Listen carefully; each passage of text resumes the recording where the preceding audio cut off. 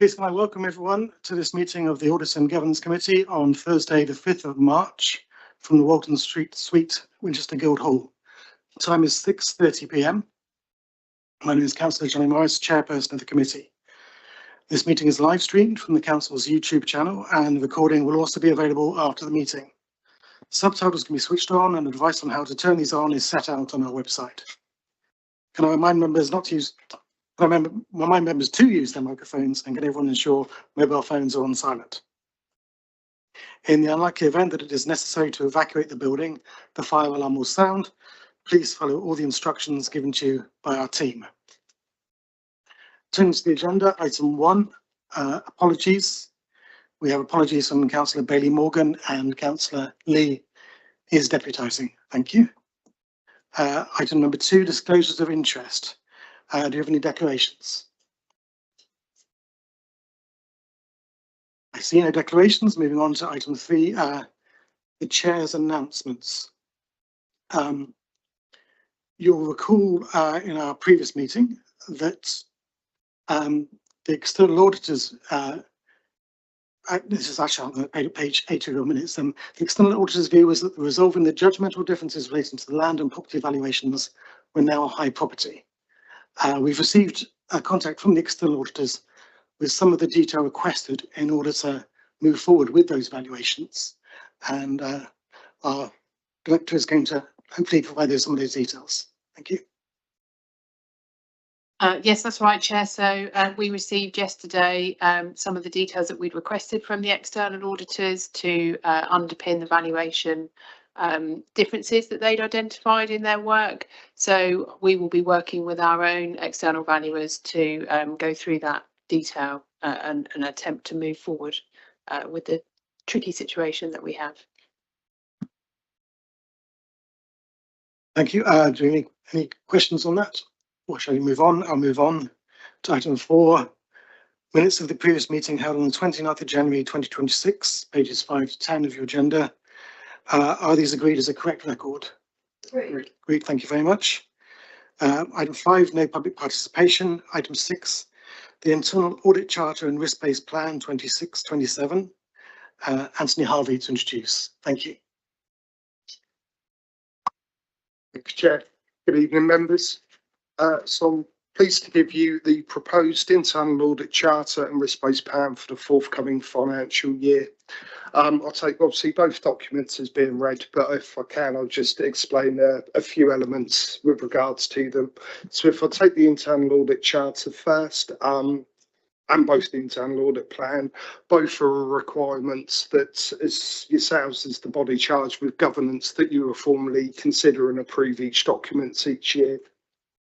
The charter, which is the first appendices, is a very important document to ourselves because it contains the internal audit mandate, outlines our authority, roles and responsibilities, ethics, professionalism, independence, objectivity, the communications that you expect from ourselves throughout the year.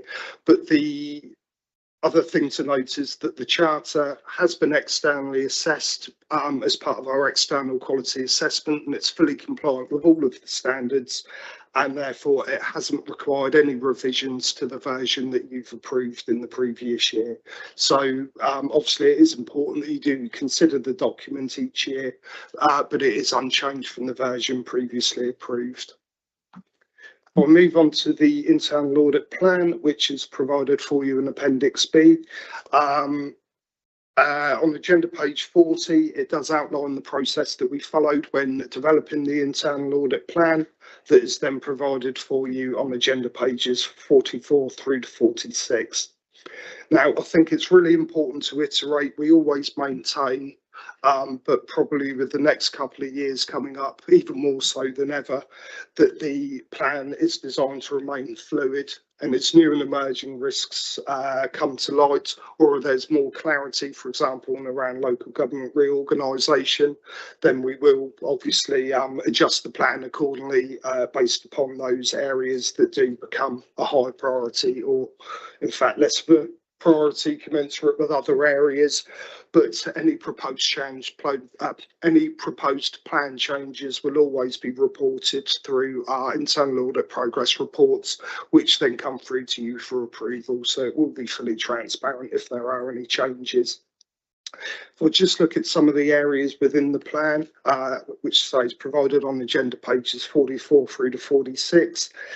What it provides is the proposed audit area, an indicative scope, how it links to your council plan priorities, and also your corporate risk registers or service risk registers, if not in the corporate risk register, and whether or not those proposed reviews are going to be advisory or assurance reviews.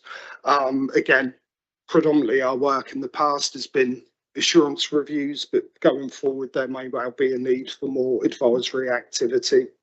It also includes our risk assessment and indicative timing. There's probably a couple of areas to note. There is a provision for LGR and devolution, so as and when those areas sort of crystallise, there is an automatic provision within the plan to cover those areas, but the specific detail of those reviews will obviously come to light as the plan progresses. We've got a good mixture, I feel, of those sort of strategic cost-cutting reviews that gives assurance over the overall governance arrangements for the authority. It includes areas that you would expect us to cover each year, so elements of information governance, HR, your core financial systems, and also IT reviews, and also then those sort of service-specific reviews that have come either throughout our planning process or to follow up on areas that have previously been identified as issues. So I'll pause there with the general context of the plan and charter, but more than happy to take any questions if there are on any of the detail. Thank you. Councillor Power. Thank you, Chairman. Just a couple of questions on the plan, if that's where we've got to questions. I think it is. On page 45, we've got the housing asset management work going on throughout the year. I'm just wondering how you're going to manage that to avoid duplication of effort and disruption of staff, both within the internal audit team and within our staff. And then I've got a further question, Chairman, on the next page. So where the housing improvement plan or housing improvement action plan is going to be developed, depending on the timescales of when those actions are going to be implemented, then we've got a provision within the plan to formally follow up on those areas. So the timing of that follow up will be obviously decided based upon when those actions are going to be implemented. So it's not intended to be a full review that lasts the full year. It may be that we just sort of dip in and dip out of those areas to give the ongoing assurances that those activities are being completed and that those risks that have been identified are being then managed accordingly. This is an area of quite high concern, I think, to this council, given the amount of work to be done. And perhaps Mrs. Keyes could advise me of whether there are interim deliverables that will enable internal audit to say, yes, we can sign that bit off. It's a very high profile set of changes that we have to make. And I would like to see some interim assurance that all is progressing well, if possible. Certainly, yes. I think I said to committee last time that the housing team have worked up an improvement action plan, and that is a tier 1 corporate project.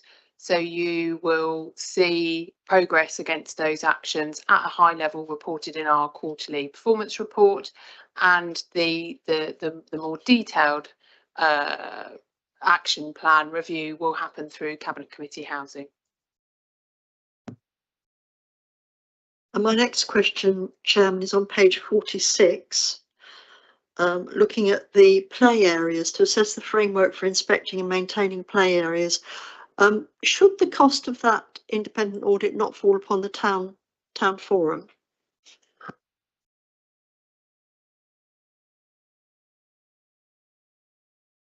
I'm not sure you should answer that. If anyone would. It's an interesting point, but I think the work of the internal audit team is to provide me with assurance around processes and costs. So I'm whilst I'm happy to look at that, I think probably the charge to the general fund is the correct place for that to sit.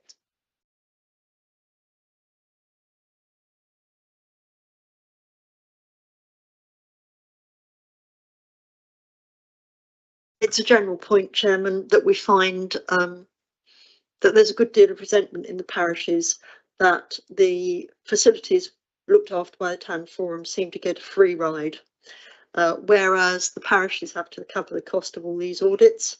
The town forum appears to just get them done, and it's a perception we need to address. We looked at the crime report last night at scrutiny, and again there was very little mention of what is going on outside the city, and it's a general attitude problem that I think we need to work to correct in all the fields that we report in.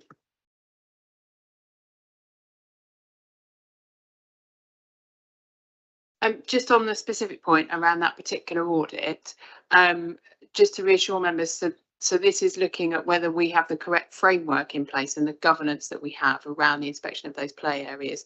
Clearly, the inspection of the play areas themselves is a cost to the town forum.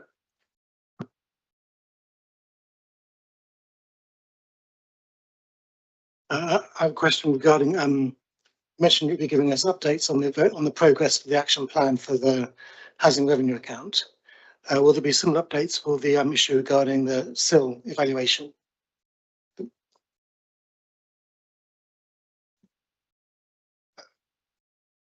So again, under the review of development management, which is provided on page 46, it has within there the follow-up of.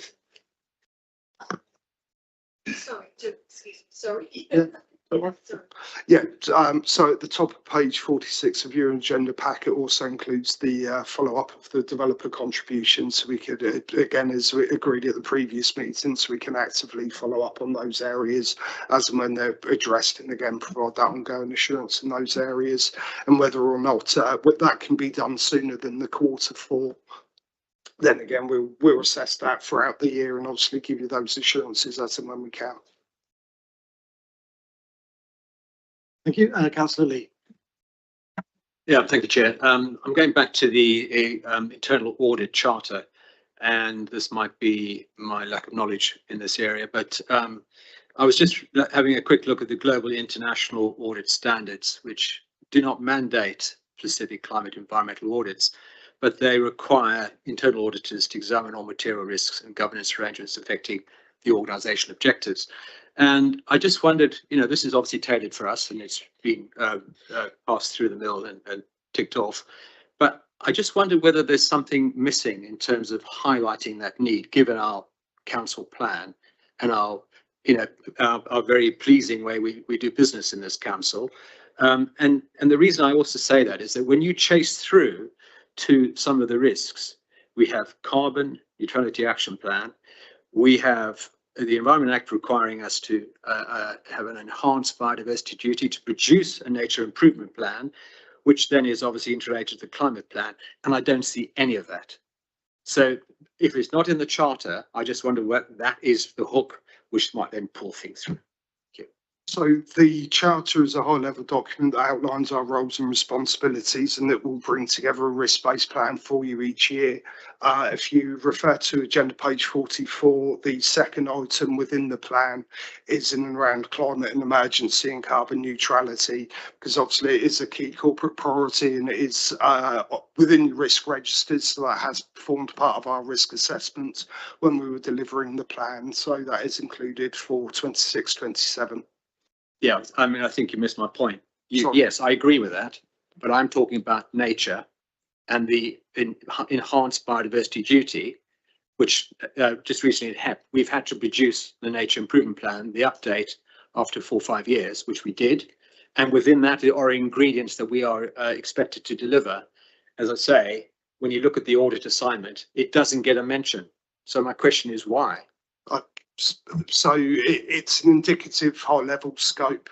When we come to scope the reviews in detail, we will take all of that into consideration. So if we expand the scope of that audit to include the areas that you've mentioned, then we'll do that accordingly. So it's a high level indication and justification for why these areas are in the plan, but the exact nature of each of those reviews we will risk assess and scope specifically at the time of that review and agree specific terms of reference for each of those areas. So if there's elements that we do need to pick up with regards to the nature side of things, we'll consider that as part of that risk assessment. If we feel it needs to be a separate audit that needs to be covered next year, we can obviously bring that into the plan. As I say, it is designed to be fluid, or it may be an area that we look at the climate emergency carbon elements this year and then perhaps pick up on that element next year. So all of these areas are under constant continual sort of assessment as we go through the year. Liz, can you provide some more information? Thank you. I was only going to add, but I think Mr. Harvey covered it, that we can't audit everything every year. So we have a risk-based approach, and this year that's the item that we've identified. As Anthony said, you know, that's fluid, and we can change the scope of that as we come to commence that audit. But if there's something that you don't see on this plan, it's likely that that's either because we've recently covered it or we're planning to cover it in the future year. So just to reassure committee, we can't audit everything every year, but we do over the audit cycle cover as much as we can. And I'd be correct in saying that if an item becomes of concern, you don't wait until the next audit, it becomes added to his agenda immediately. That's correct? Yes, absolutely. Councillor Godfrey. If I may follow up on that point, I think it's a very interesting way that the plan is put together, based around the risk register, the corporate risk register. The climate change element within the plan refers to corporate risk 10, which doesn't relate make any reference to biodiversity or of a requirement or risks associated with that key component of our responsibilities. And perhaps this is a weakness within our corporate risk register. Should we be looking at that as the source of the problem which Councillor Lee has highlighted? I think we're coming to the actual corporate risk register as a later agenda item, but if you'd like to answer it now or later on. I think we'll cover that later as part of the discussion on the corporate risk register. Well, the element of it's not in the plan because it's not in the risk register. I would like some assurance that it will come, if the risk register is corrected to include that element, it will then appear in the plan. If I can have that assurance, I'd be grateful. Whilst we take a risk-based approach to auditing and the audit plan, we don't only select items from the corporate risk register. We do that assessment across the organisation, and for some audits they will be very specific operational things that we will look at that you wouldn't see appear on the corporate risk register. So I would hate for the committee to think that because something isn't on the corporate risk register, it therefore doesn't get looked at. So we look at a cross section, but where the risk does appear on the corporate risk register, Mr. Harvey and the team link the audit back to that on the audit plan you see in front of you. Thank you. Further questions on this agenda on the item? Okay. Now let's look at the recommendations, which are the audit and governance are invited to consider and approve the internal charter and risk-based plan. Would you say that we have done that to our satisfaction? Very great. Thank you very much. Moving on to item 7 on the agenda, the annual review of the risk management policy. Simon Howson to introduce. Thank you. Thank you, Chair. Good evening, members. This report presents the annual review of the Council's risk management policy and risk appetite for 26-27, and is brought to you this evening for review and to make comments before Cabinet next week. The risk management policy defines the council's arrangements for identifying and managing risks and its integration with corporate governance and performance management. Executive Leadership Board regularly reviews the strategic risks during the year and updates and amends the corporate risk register. Any updates are included, captured and alluded to in the quarterly governance monitoring report that's brought to you over the course of the year. There are 2 amendments to the policy this year, since it was brought to you last year. The first relates to the lead officer with responsibility for risk management, and the second relates to the council's risk appetite. The risk appetite supports the council in decision making by setting out where Cabinet is comfortable accepting different levels of risk. Following the annual review of the council's risk appetite, there's been one change for the coming year, and that is to move the appetite for risk from moderate to open in relation to the Thriving Places council plan priority. This was agreed to allow the council to consider all delivery options when taking decisions to improve areas that are in most need by selecting those options with the highest probability of productive and positive outcomes. The overall risk appetite for the council has not changed. It remains at moderate, which was agreed at this time last year. There have been very few other changes to the risk management policy. It's a very robust and embedded policy into the council's framework for managing risk. Happy to take any questions, Chair. Thank you. Questions, Councillor Lee first, I think. Yeah, thank you, Chair. I'm looking at page 669, 68, and I was just looking at the table about likelihood rating, and it's got the standard 5 years, and I've got this LGR clock in my head. So I just wonder whether LGR changes the way we present this. And then the second thought that came up in my head was about insurance, given all the competing needs that we have. And I wasn't sure how that would play into this. So I'd be grateful for some comment on that. Thank you.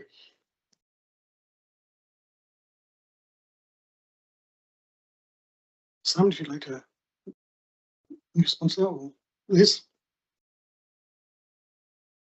Certainly on the point around the 5 years, this risk management policy has been prepared for Winchester City Council as it is at the moment. Obviously, we have an eye on LGR and what's happening, but until we get some certainty around that, this has been prepared on the basis that it's for Winchester City Council. And even with LGR in the frame, I think it's reasonable to use the chance in 5 years as a way of assessing likelihood of risk. Thank you. Councillor Godfrey.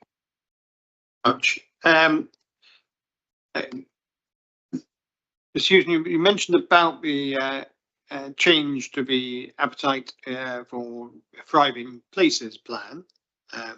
Where to say Thriving plan? What are the associated changes in the risk management strategy that we should be looking at for this to do with the Thriving Places plan?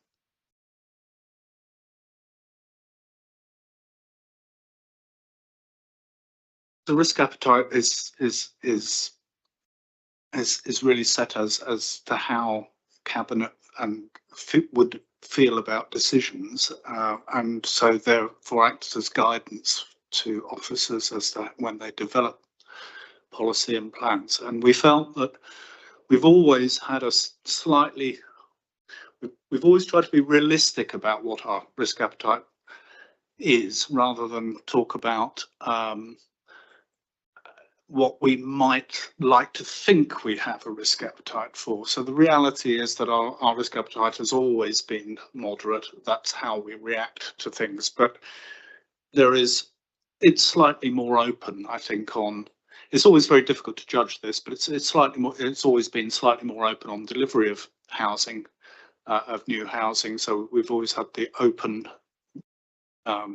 risk appetite there, and on greener, faster, because we've always felt that's been a key part of our policies. So we should be slightly more open to risk. With the advent of LGR, I mean, this is a response to LGR, really, in terms of the projects within council, which you have mentioned, I think at council the other day, Central Winchester Regeneration, Bar End Depot, River Park. The reality is, with a limited time, we need to be more open risk-wise and so we felt it important to adjust the risk appetite to reflect that reality. It then means that we're about 50-50 on open and moderate, but we felt that in different sections of the council plan, but we felt that overall we were still moderate, although obviously it's moved, you know, sort of in the sum totality of it, it's moved towards a more open approach to risk over the next couple of years, simply because of the time scale. So I think it's just an attempt to be realistic and give that guidance, because that the idea of the risk appetite is really so that officers can understand what a likely response from cabinet is, really, in terms of suggested actions. And so we wanted to make it clear that the importance of those of getting some of these things across the line mean that we have to be slightly more open to risk there. And I think that's just taking the risk appetite seriously, quite frankly. As a follow-up on that, would I be correct in sort of characterising it as, although the risk is more open, you're actually trying to mitigate the risk of the various projects getting caught up in LGR and failing to happen? So actually, this is a risk reduction exercise in a sense as well. Over the longer term, yes, I think you're right. I think it just means that you have to take some shorter term, you have a slightly more open appetite to ensure that you're mitigating the risk longer term. Councillor Godfrey. Clarification on that. I'm grateful for the general description. I'm genuinely interested in what you would hope the officers would offer, that you would describe as to consider all delivery options when looking at thriving places. What are you hoping that what ideas are you hoping will come forward as a result of this slight easing of risk appetite?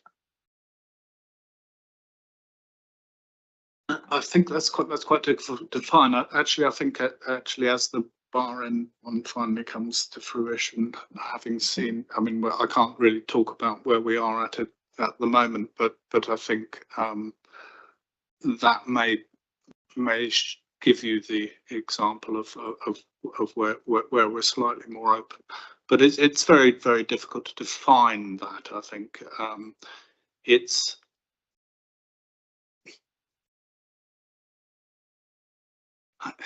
is about being slightly more adventurous, isn't it? And you know, I mean, this in itself is almost impossible to define. I think the whole point of the risk appetite is to give that indication of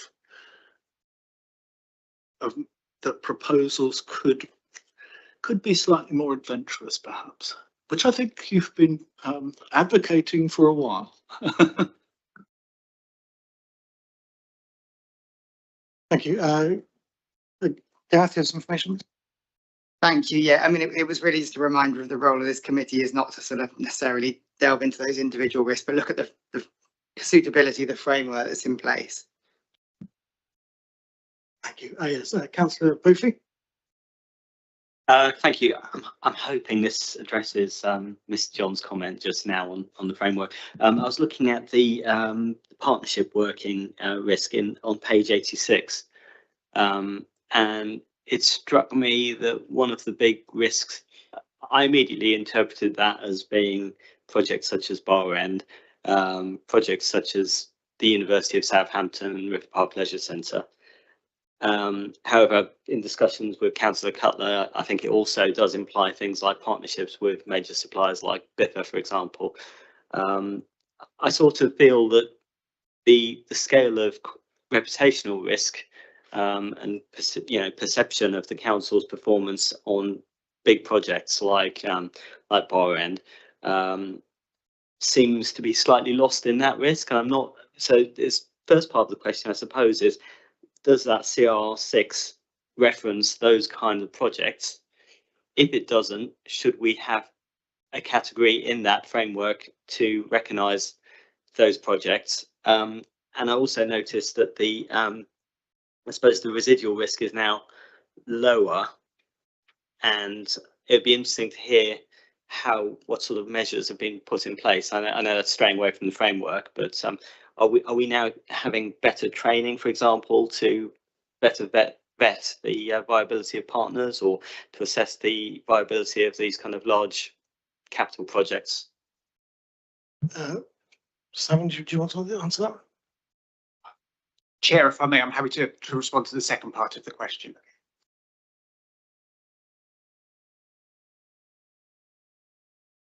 Okay, if I pick up the first part of that first. So each of those individual projects, they will have their own individual risk registers of their own. So they're all addressed separately, and I'll let Simon pick up the second part.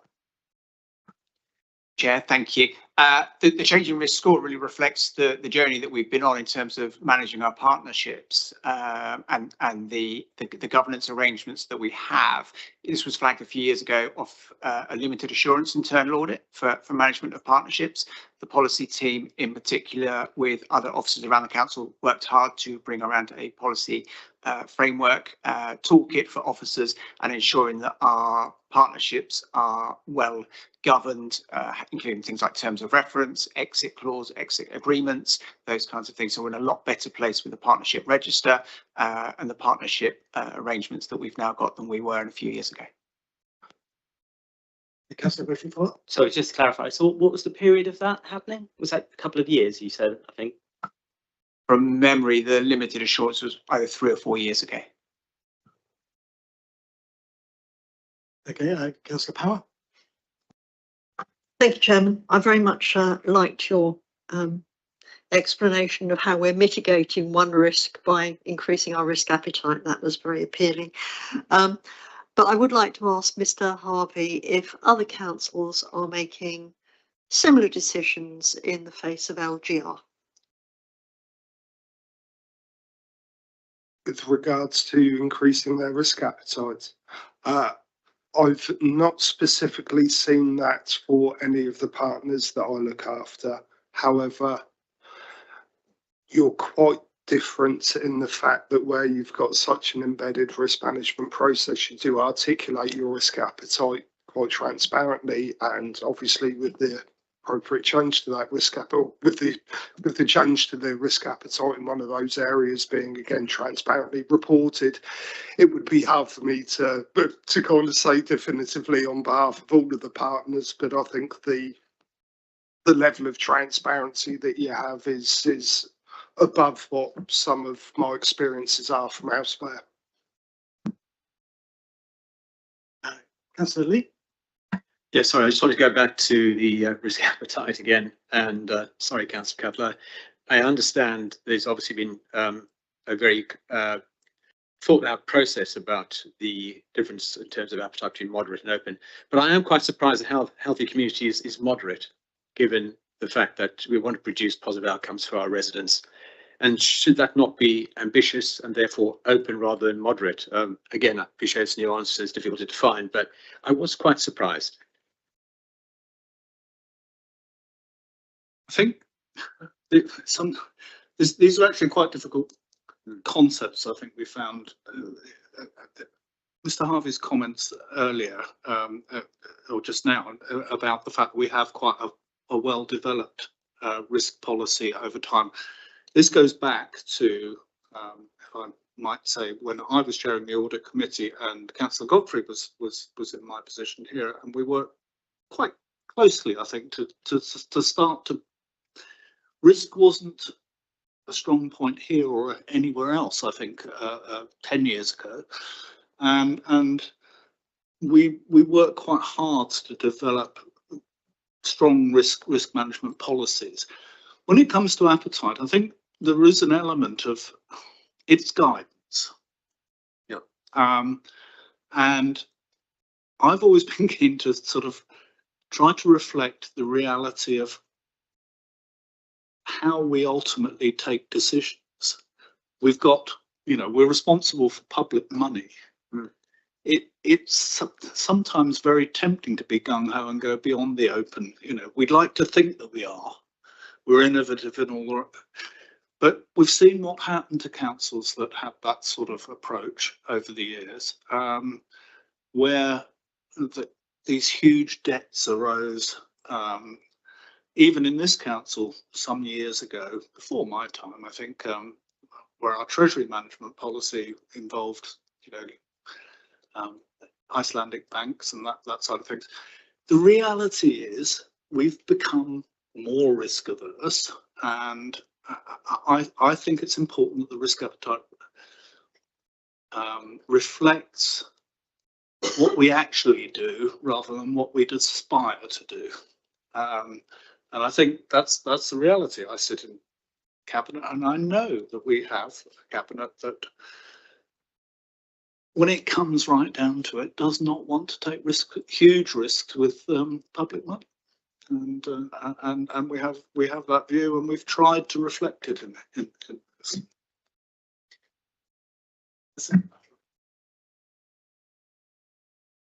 Thank you, Councillor Godfrey.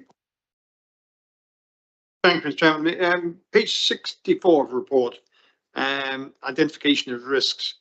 One of the things which, as Councillor Cutler rightly refers to, is one of the things we've introduced 10, 12 years ago, was a greater reliance on proper methodologies. And it refers in the paper to,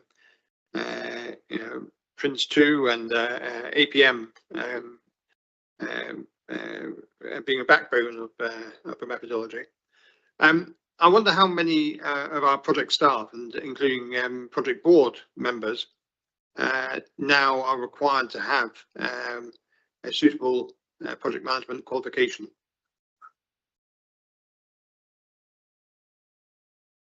Somebody wants that? Chair, if I may, the council has adopted its own project management methodology that follows very closely Prince 2 and APM, which sets out very clearly the life cycle of a project. Is a very robust, very comprehensive project management methodology. About a year ago, we actually looked at bringing in consultants to deliver training for our project managers at great cost, and we would actually be working very closely with them for them to learn our project management methodology to give the training. And I'm actually quite pleased that it's actually myself that gives the training. I've probably trained about 50 or 60 project managers in the council with a day session going through every single cycle of the project management methodology, including identifying and managing risks associated with projects.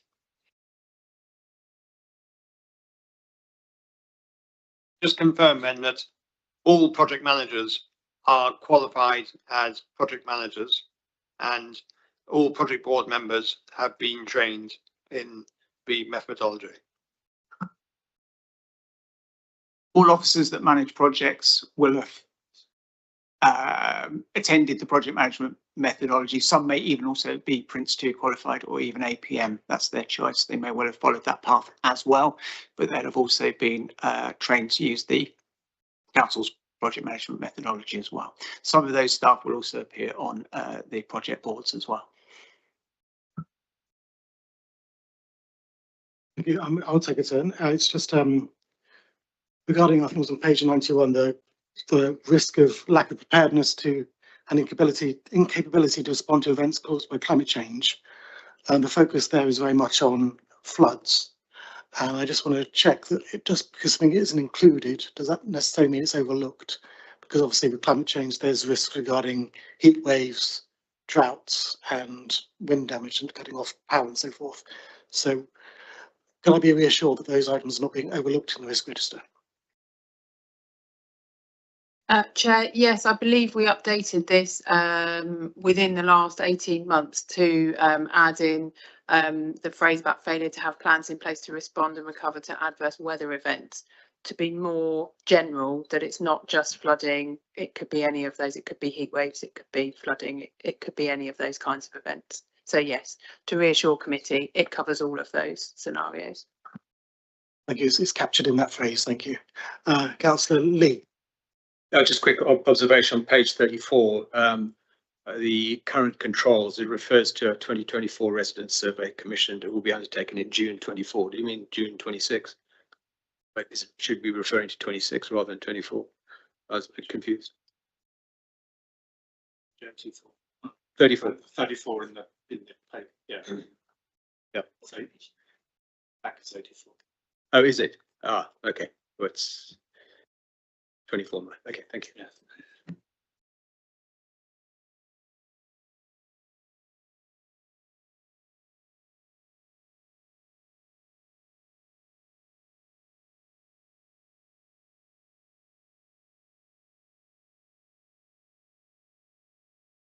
Thank you. Yeah, that needs to be updated. I'll pick that up.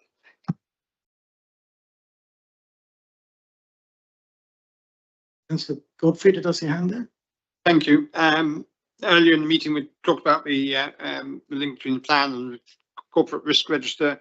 As the back end of this paper we're now looking at is deals with it was last time we get a mention of the corporate risk register. Can I raise it again?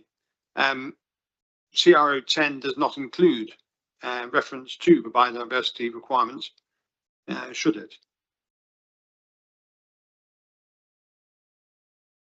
Chair, I'm very happy to take that to the next ELB meeting where we consider this, and we'll look whether we need to either add that within corporate risk number 10 or whether it requires a risk on its own on the corporate risk register. Thank you. That's minuted, I hope, because that's an action. Thank you. Councillor Lee. Looking at page 36, CR 006, and it's the penultimate column. It says partnership of governance and management framework adopted. Is our framework or stakeholder management sort of audited? How do we make sure it's optimal? What's the process?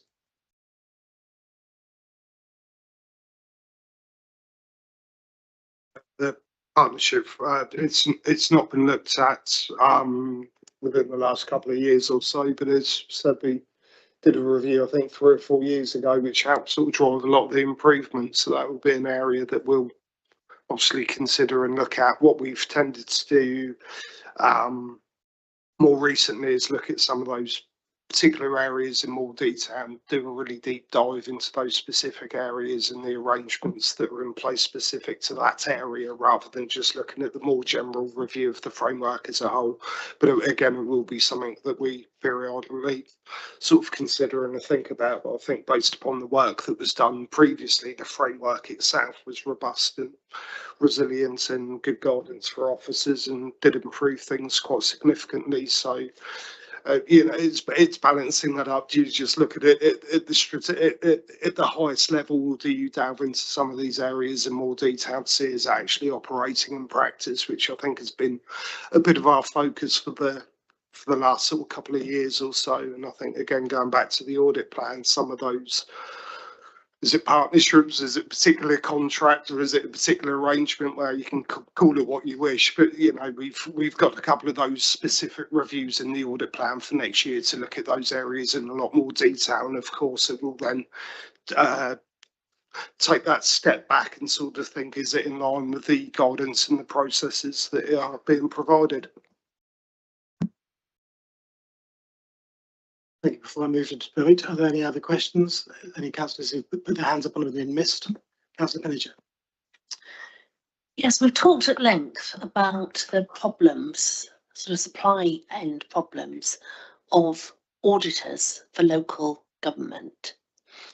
And it's been brought up by the Public Accounts Committee, I think this week, that this is going to be a bigger problem under LGR. I'm just wondering how we're going to approach this, because it seems to be a pretty general problem. I think that counts as a risk related to LGR, so I think it is within the remit of this meeting, if you could answer it. Yes, it is undoubtedly a problem. The market for external audit for local councils is very limited. As a council, we made the decision to opt in to the PSAA, Public Sector Audit Appointments Scheme, and they are able to use economies of scale to attract audit firms to come to do audits of councils. There are very few councils who go it alone and would want to go through that procurement exercise themselves, because audit firms tend to work in regions, so they pick up clients in regions, and it would be unusual to be able to have a number of auditors tender for a contract within a particular region. Clearly there will be changes with LGR. There'll be fewer clients. The accounts will be probably more complicated, at least initially. But I think being within the PSAA scheme is probably the best and safest, most comfortable place to be when it comes to recruiting audit firms. Thank you, Mrs. Keys. And there isn't any sort of interim update on these questions that we've raised about, the lack of auditors for our sector. No, not as it stands at the moment. Councillor Lee? Yeah, looking at page 41, I'm sure this is happening. You talk about current controls for CR11 as emergency planning exercises to test the plan held annually with partners participating. I'm sure it's happening, Mr. Alston, but it's not transparent. So can you confirm it is happening, and maybe this needs to be made more widely available, because I don't think members are aware that this is happening on a regular basis. I may be wrong, but that's my impression. This is an internal exercise held with council officers in accordance with the Civil Contingencies Act 2004. Our next exercise is actually at the end of this month and will be held with officers who support the council's emergency plan. If there are no further questions, and there's no further questions from me, shall we move to debate? Anyone wishing to speak? Debate. Councillor Chamberlain. Thank you, Chair. I can't resist the opportunity to discuss project management methodologies because it is my favourite subject. So whilst it's great to hear about the awareness of Prince 2 across the council, I would venture that actually if we are more open in terms of risk tolerance and ideas, that there may be better frameworks under APM, which is also referenced in the report, particularly more agile and iterative approaches to project management, which may garner us a more open approach to risk tolerance than would otherwise be allowed under Prince 2, which is quite a structured and waterfall approach in my personal experience. Thank you. Any other debate? Councillor Lee. Yes, I quite enjoyed reading this. As Councillor Catlin knows, I've got some strong views about risk management and so on. But I have reflected on this, and hearing the backstory and history of how we've got to where we've got to. I mean, this hangs together quite well. So, I'm very pleased to see this. So thank you. Thank you, Councillor Power. Thank you, Chairman. I welcome the change to a more open to risk on spending money. However, we're not very good at getting that message out to the people that might come to us for money. And I think we need to work on that a bit. I have organisations approaching me and saying, oh, I won't put a grant application in for that until I've heard on the one I've already put in. And we need to sell it better. And I'd like to see a plan to sell it better as well. Thank you. Thank you. If there's no further debate, my contribution is just to say how, as usual, how reassured I am to see the little grids, to see our little white draft piece moving out of the red in every section, or at least moving to areas of least lower risk and lower impact. And I welcome the move to a more open risk for our thriving places, and I wouldn't want open risk to be characterised with things not being open, this being lack of priority, because I don't think open is not a sense of it being more important to us or having a high priority. It's just a different approach and being sort of a more open approach. Thank you. If I can move to the recommendations on that, which are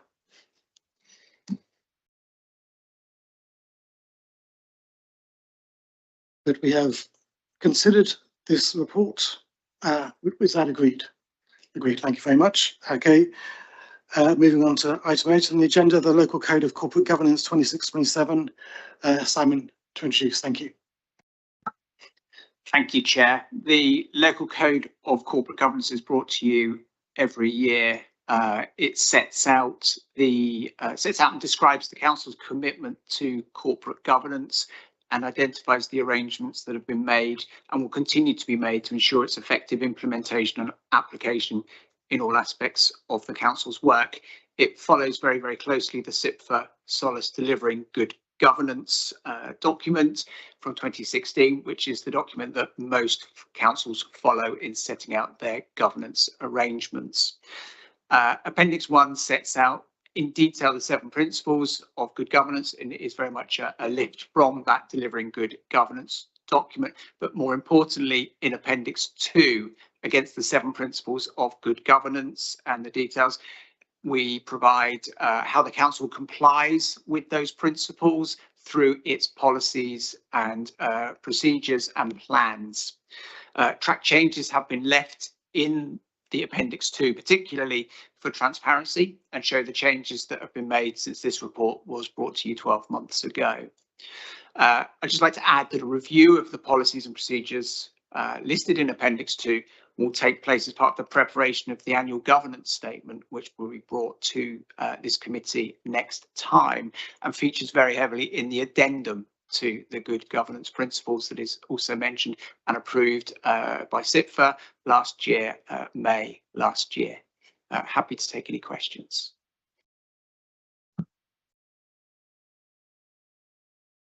Okay, any questions on this area?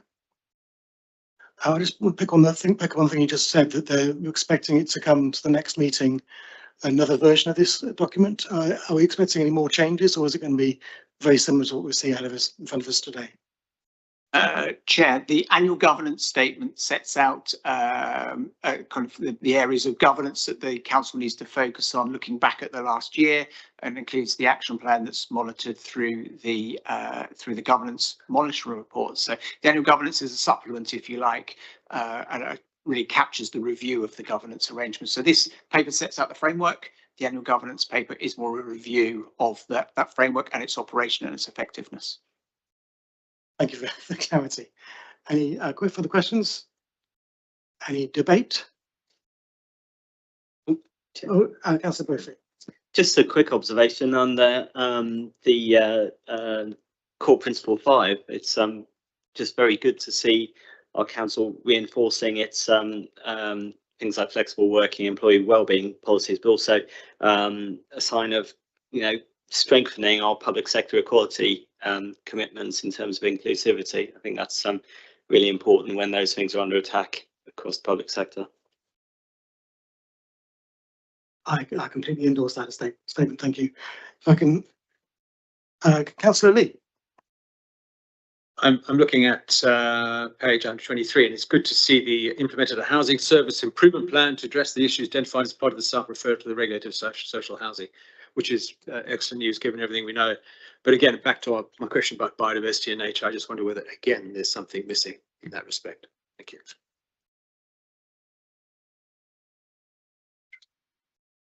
Thank you. So no further debate.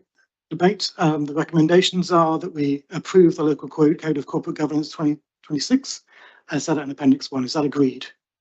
Agreed. Progress then moves to item 9, quarterly governance monitoring 25-26. Someone to introduce again. Thank you. Thank you, Chair. This paper brings to you, as is usual, on a quarterly basis, the Q3 governance monitoring report covering the period October to December last year. It provides members of the Audit and Governance Committee with a summary overview of the key issues in respect of governance during the quarter. You'll remember that the internal audit monitoring report is now brought to you separately and was brought to the last meeting. So we don't include in this report as much detail as we did previously, but there is a little bit of narrative in there on the progress of some of the internal audit reports that were finalised and circulated during the quarter to give that visibility of internal audit reports that have been finalised. I would bring to your attention, particularly with this paper this time, is the second recommendation. You'll be aware that this paper as an appendix has got a recommendation for the committee to review the terms of reference for this committee. This very much follows a piece of work by internal audit. The piece of the action plan, if you like, is attached as an appendix, which very much looks at compliance for the council. With you'll see there are two areas where the council achieves partial compliance. This follows the introduction of the global, I think it's international internal audit standards, and Anthony will be able to help out with that. But fundamentally, what the proposal is that the council adopts the SIPFA model terms of reference for audit committees. It's not mandatory that councils adopt that, but a lot of councils have adopted the model terms of reference for an audit committee to ensure full compliance. And adoption of those terms of reference this evening would enable the council to close the gap, if you like, where we have scored partial compliance to full compliance in the appendix. The governance report also includes the usual appendices, including a progress report on the actions that are included in the annual governance statement, the code of conduct complaints. For reference, as is usual, appreciate it was included in the risk management policy, an update on the corporate risks in that report there in the various appendices that are attached to this report. I'm happy to take any questions. Thank you. Councillor Becker. Thank you. Just before we move on, I just wanted to draw everyone's attention to the code of conduct complaints and the fact that we have absolutely no complaints ongoing, new ones under investigation. I think that's the very first time we've had that. So just wanted to note on the record my thanks to the team for managing that process and for the brilliant training they've rolled out, because obviously it's been working. So thank you.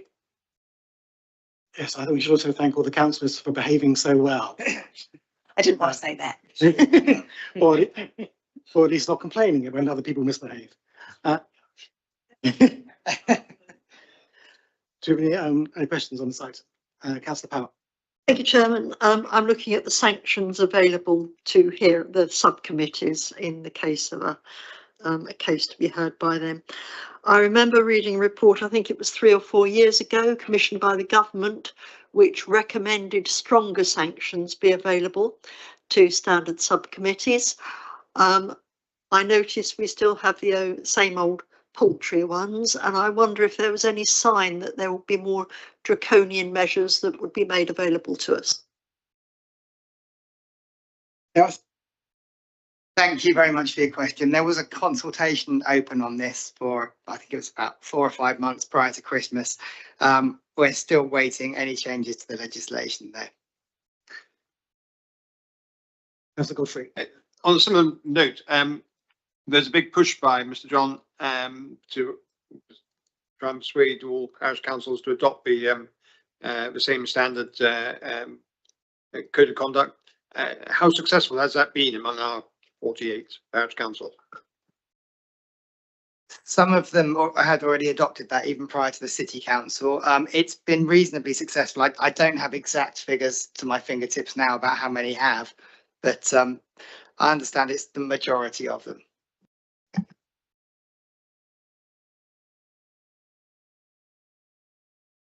Councillor Godfrey.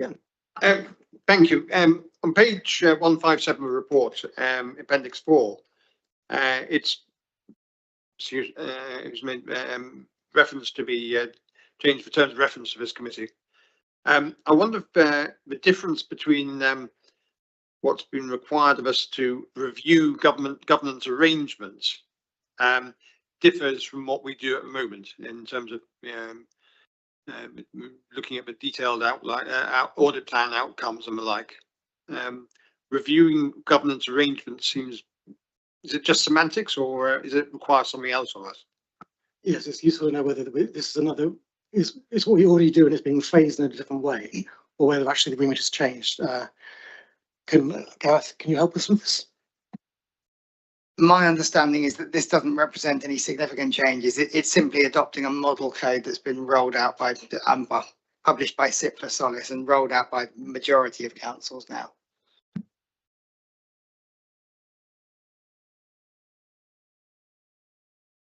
I should take my turn to ask a question, which is on the action plan, item 1, but it's on page 142.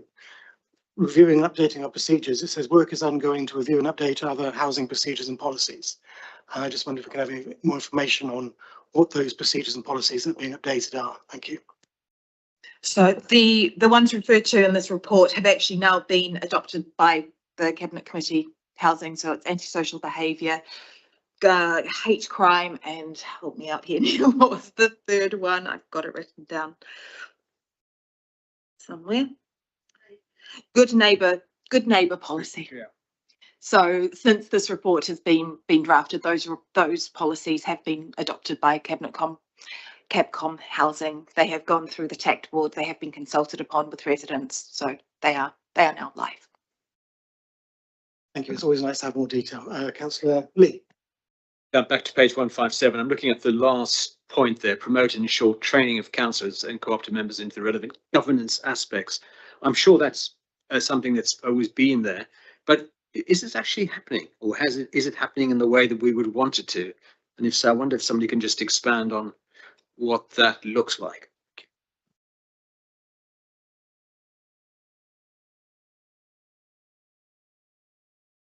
That's the bottom of page 157. Is that correct? That's promote and ensure training of councillors and co-operative members in the relevant government aspects. We've sort of outlined what we're currently doing on that area.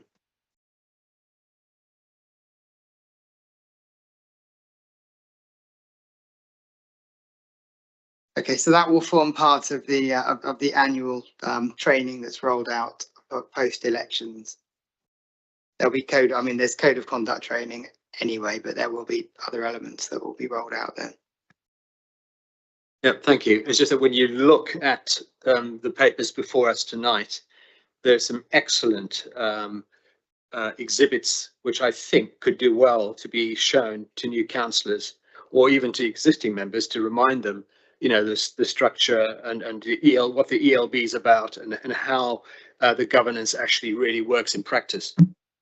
Okay, that's good. I'm very happy to take that on board, and when we're formulating the training programme for new members and existing ones, our post-election, we'll take that into consideration. Thank you. Councillor Godfrey. Thank you, Mr. Chairman. Page 159. It's all in as if it's been new text into the terms of reference. I'm hoping it isn't. Yeah, but. External audit, item D. We are required to comment on the scope and depth of external audit work, which we've always done, and to ensure it gives value for money. Now, I don't think we've ever done that. And my assessment over the last 2 or 3 years would not be favourable in that regard on the value for money of our external auditors, given that they have failed to deliver their complete audit, and they've been arguing incoherently over valuations. So I wonder how we are meant to assess the value for money, rather than perhaps my reactionary response as a committee member. I have my own opinions on this, but I shall ask for someone more qualified to answer this. When the auditors bring to you their report, you do have a recommendation around approving the audit fee, and I realise your hands are somewhat tied when it comes to approving that audit fee. So the responsibility set out in the terms of reference now talks about commenting on the value for money, and I would say as an audit committee you have taken your duty in that seriously already, and we put to PSAA your concerns around the audit fees, and you received the feedback from PSAA. So I think you are already discharging that function, but I completely see that, you know, audit fees is a really tricky area for you to comment on. I agree that there's a challenge for any audit committee that to ensure it gives value for money when we don't actually have much of a veto in terms of refusing to pay or asking for a lower fee. or demanding an alternative arrangement. So it is certainly a challenge in terms of that item. Any further questions on this item? Councillor Godfrey.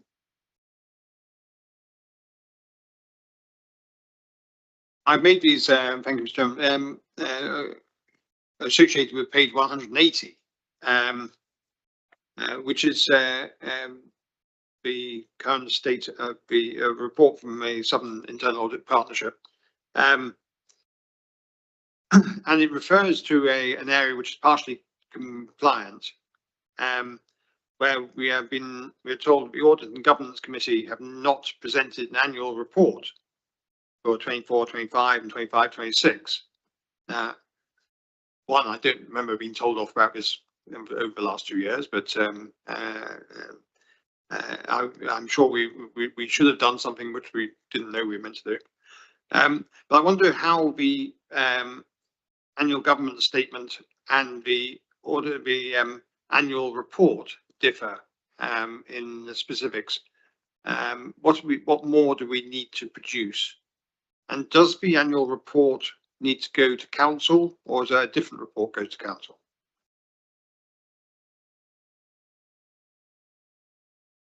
So in line with the best practice, the body charged with governance should then report to full council in its own right to give an overview of the activities that have been undertaken throughout the course of the year. So that would relate to your functions in relation to what you've done in relation to external audit, internal audit, any policies or procedures you may have explicitly approved, you know, you're working around the risk management. And really it's again going back to the model terms of reference and reporting on each of those elements to demonstrate how you have then fulfilled your functions, hold officers to account, ourselves to account, external audit to account. I think it's something that they used to do and about slipped by the wayside, but it's really, really good practice for the Audit and Governance Committee, for yourselves, or Audit Committee, or whatever names each of the councils call themselves, the relative committees, to do that formal report back to full council to say this is what we've done for the year in order to fill our terms of reference. So can I interject on this? So can I ask Gareth, is that in our work programme for that we in future will be presenting annual reports, or can it be added to our work programme? Yes, that can be built in, yeah. That'd be very useful for internal audits. Interesting. It's difficult. I'm unsatisfied, for example, with Councillor Godfrey's comments about holding the external auditors to account, that you are doing it. There were various elements in relation to external audit. So when it comes to our external quality assessment in line with the new global internal audit standards, in order for the assessment to apply equally to each of our partners, there was a separate exercise that we needed to then do to demonstrate, oh, this is what each of our partners are doing, and where the global standards or the SIP for guide and all the different guidances. I think there's 3 key documents that that are referenced in the summary of this, where there are some explicit statements in some of those documents of the exact wording with this regard is, you know, their conclusions should be reported to those charged with governance. For example, as part of the audit committee's annual report, it was very hard for me to say, well, there you go, external assessor, there it is, if it wasn't there to sort of signpost. And with some of the other areas as well, with regards to the terms of reference, I think my comments, some of my comments was through my attendance at committees and through the general terms of reference, it is implicit that these things are happening. However, I cannot point you to the document that says it is specifically happening because those things weren't there. So with the update of your terms of references, some of those areas are now absolutely explicit within your terms of reference. And again, in line with all of the best practice, doing an annual report on the work of the committees is, again, whilst it's not mandatory, it is best practice. And if you wish in your 25-26 annual governance statement to use the new wording that you fully conform with all the new requirements. These are things that you do need to do if you wish to fully conform and be able to include that statement within your 25-26 annual governance statement in line with the SIPFA addendum that come out in May 2025, which is applicable for the 25-26 annual governance statements onwards. So there, by adopting the new terms of references, that does tick a good box. By then doing the annual report, or certainly have it at hand, then you'll be able to show full compliance with the new requirements in line with the latest SIPFA addendum. Thank you. I think my question was, will it be helpful? You've given the impression that it will be. Thank you very much. Neil? Yeah, I really can't remember if we used to do an annual. I know there was something that went to council that no one in council read, and it was, you know, you stood up and proposed it, and it was gone. But I can't remember what it was exactly. So I was paying a lot of attention as well. But the scrutiny committee does provide an annual report, and I think if we can get it into a shortish form, that it's not too much work, but it explains what the audit committee does, which for most of the other 35 councillors who've never been near an audit committee, it wouldn't be a bad idea if they had to read it. Just to understand that the amount of work that goes on in this committee. But I do think it you know, there's a balance between, you know, providing a long and detailed report that no one will read, rather than an effective summary that summarises some of the quite dense documents that we have into fairly simple words that can go to council and give a flavour of the work, and also conform in explaining the areas that the report covers. In fact, the scrutiny report isn't hugely detailed, is it? And I think it's something along those lines that might be quite sensible.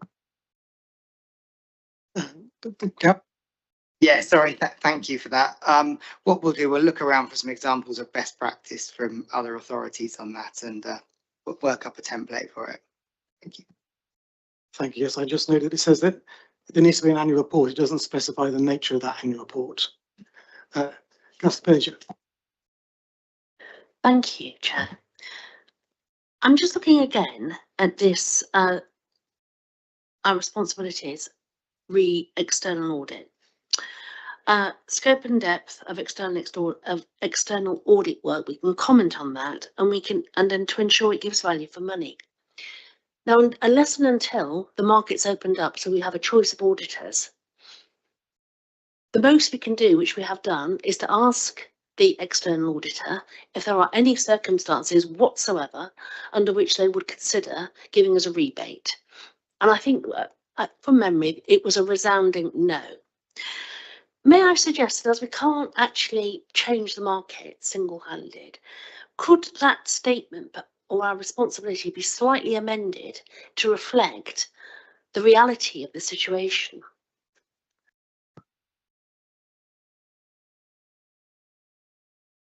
I understand the point. I think I would understand this statement as being to ensure it gives value for money insofar as we are capable of doing so, and it would not expect us to be held accountable for things which are beyond our powers. I mean, if I find my magic wand, I will certainly ring it. But, you know, outside that, we can only go as far as we have unless there is a major reform in the system. I don't think we would, but if it could be made so and scrutinise whether it gives value for money, might be another way of phrasing it. I mean, if I may, as a suggestion, I mean, I know this discussion comes before this committee quite regularly, and it's minuted on those occasions. And personally, I think that would be sufficient rather than to sort of tweak the model terms of conditions, which are the SIPFA Solace recommended ones. I take the point, we can always say in the meetings that we have tried to ensure and been unable to do so. Councillor Power. I think that's exactly the phrase we should include in our annual report. We have robustly challenged the external auditor on their costs and actually provision of services and the limited assurance they have provided in so many areas. But reluctantly, we are unable to do that. And that's exactly why we should do an annual report, because we have all expended quite a lot of energy on that. I'll take that as a question whether I agree with you, and I do agree with you, Councillor Powell, on that point. Councillor Godfrey. Thank you. Just to confirm what we're going to be doing, on page 162, we have a terms of reference, accountability arrangements. B and C. B, we are going to report to full council on a regular basis. And C is to publish an annual report. We are about to vote to adopt these model terms of reference. Therefore, do we understand what it is we're going to do on both those B and C commitments that we're making? As HMRC considers regular to be at least annually for tax and benefits purposes. I would suggest they are the same thing, probably. Do we understand that we are going to be producing a report which will go to council? Councillor Godfrey, if you can clarify on this point. Certainly, yes. Our understanding is also that they are both the same thing, and yes, there will be an annual report that will go to full council. Thank you. Any further questions? Moving to debate. And to say, Chairman, that if there's set for recommended recommendation routine, then we actually adopt it. I don't believe in tinkering with something that has had a great deal of thought put into it. Thank you. If there's no further debate, I move to the recommendations. That the Audit and Governance Committee note the contents of the report, including the progress made against the actions in the annual governance statement. The committee is requested to raise any issues or concerns on the content of the report with the Cabinet member. Agreed? Fantastic. And item number 2, that the Director of Legal under delegates everything in the recommendations are item 2. I'm not going to read the whole thing out. Are we agreed on that? Thank you very much. Moving to item 10, to note the future meeting dates, which is the Thursday, 6th of July, 24th of September, 26th of November, and the 4th of March next year. I think that's all noted, which brings us to the conclusion of this meeting. Thank you everyone for your time. It's much appreciated. Thank you.